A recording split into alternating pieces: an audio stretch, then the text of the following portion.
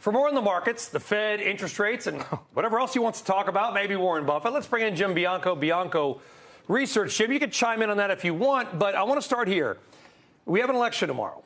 And without bringing politics into politics, let's bring politics into this, because rates fell a few weeks ago, 10-year 4.3 to 3.6, whatever it was. They've recently, almost violently, popped back up.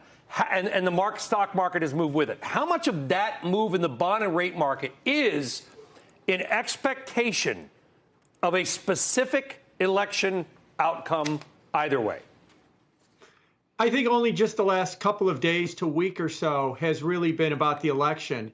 And you see it in what's called the MOVE index. It's kind of the VIX of the bond market. It's at a one-year high. Volatility in the bond market is through the roof, as there's expectations that, there's maybe fiscal stimulus coming or spending coming. But whatever the election means for the markets, it's being focused in on the bond market. And I think all the other markets are taking their reaction to it. And last thing is, look at Friday's move and look at today's move. These are extraordinarily large moves that we've seen in the bond market.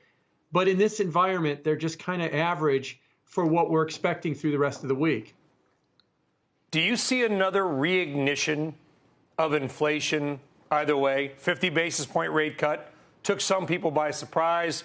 You had some politicians today, very high profile ones, calling for more rate cuts. Neither candidate seems particularly concerned about debts or the deficits. Do you see inflation rearing its ugly head again in some form, Jim? Yeah, I do in 25. I think the problem with the 50 basis point cut was that it was a signal that the Fed, to put it in Austin Goolsby's terms, the Chicago Fed president, they've got hundreds of basis points to cut rates through the end of 2025.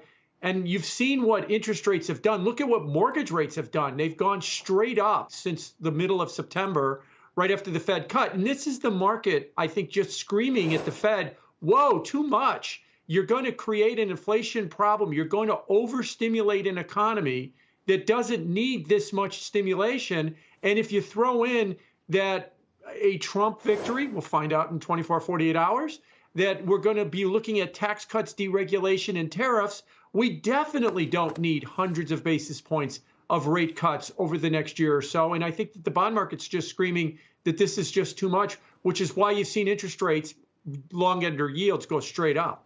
So Jim, we really value your view here, and you're talking about a couple of different things. I mean, the fundamental view that the economy is not as weak as people had thought, as the market had thought, but obviously the deficit dynamics that I think we certainly all focus on here. There's a credit dynamic, there's an issuance dynamic, so there's technical elements. But I also hear you saying bonds look interesting, and that actually, in a world where we've had 20+% returns in the S&P, there's other things to do.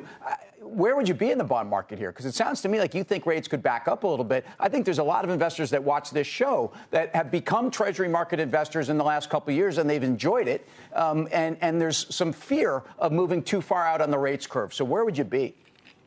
Well, yeah, to put this into perspective, I'll channel my inner Dr. Jeremy Siegel. In his book, Stocks for the Long Run, which the edition of last year, what should stocks return you from this moment forward? I know they've had 220% years already, but rational expectations are about a 6 to 8% return is on average what you should get. Well, if this is 2019 and you look at the bond market yielding somewhere between 0 and 2, we were screaming Tina, there is no alternative. But this is late 2024 where the Bloomberg aggregate index is nearly 5%. You can get most of the expected returns out of the stock market with a lot less risk, because in a bond market, a bad year is like down 1% or down 0 or maybe up 1%. It's not a 20% correction like we saw in 2022. And so I think that's why you've seen investors get very interested in the bond market. Bond ETFs have already set a yearly record in terms of their inflows, and they still got 2 months to go to add to it.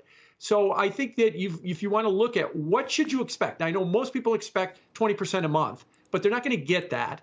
But if you are in that camp that, a 6, 7, 8% return is reasonable, all of a sudden, if you look at the bond market, you could get the majority of that with a lot less risk. And that's why bonds are significant competition for the stock market right now.